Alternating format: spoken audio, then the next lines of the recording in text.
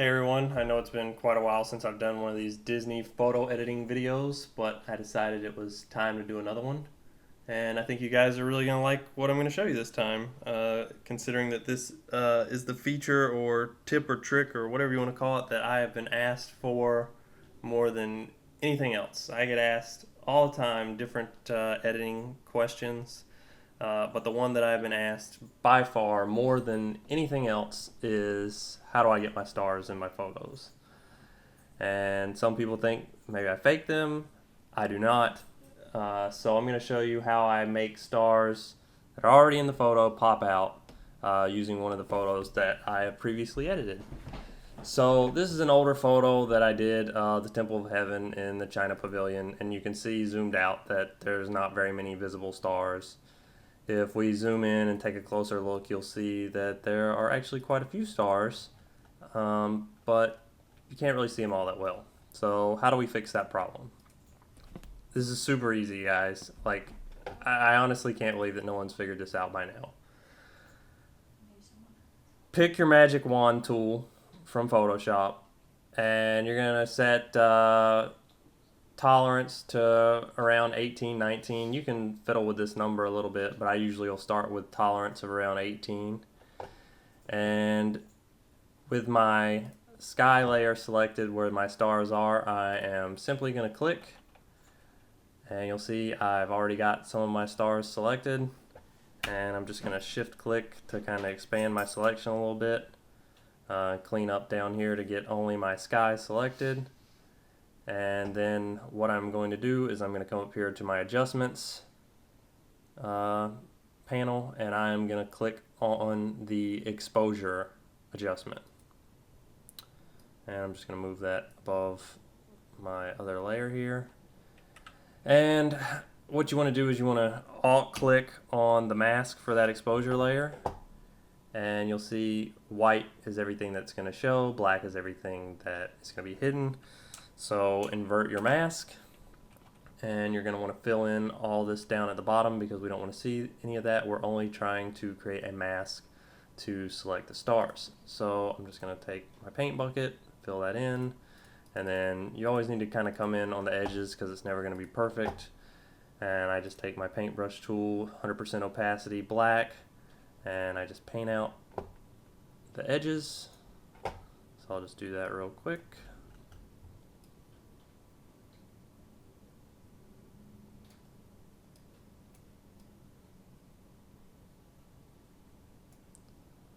Almost done. This was a pretty easy one. On some more complicated ones, you have to spend a lot more time cleaning up, and especially if you have like a high noise sky. Oh, see, zooming up here to the top, you'll see I actually got quite a bit of noise, and I'm just gonna paint all that out because I don't want to make an adjustment to noise. I only want to make an adjustment to the stars to make those stand out. So just finish cleaning that up, get the edge that I missed. That's pretty good. I'd spend more time checking this out if I was being perfect, but since this is for a quick video, I'm going to zoom back out. And then I'm going to just go into my adjustment panel for the exposure that we've now masked, and I'm literally just going to start bumping the exposure. And you'll see that as I start to slide it, the stars start to pop. So I usually will end up anywhere from the +3 to +4 range. You don't want to go so far that literally all it is complete white from edge to edge. I try to keep a little bit of the blue edges. So you'll see I've still got kind of the white core, but you get kind of a little bit of the blue. And this may not have been the perfect example because I don't have pinpoint stars. It's not too bad when you're zoomed out, but typically I would use a mask of a sky that has more pinpoint stars. I guess this is probably an older one that I hadn't gotten around to that particular method yet. But anyways, that's it. And if you think about it, when you are shooting for stars, what makes a star brighter is by lengthening your exposure. So once you actually have captured the star, you don't necessarily have to have a longer exposure to get a brighter star or bump your ISO. You can make a selection of it in Photoshop and then just increase the exposure as though you captured it in camera. Now, obviously, if you boosted ISO, you'd get a lot more noise, which isn't what we want.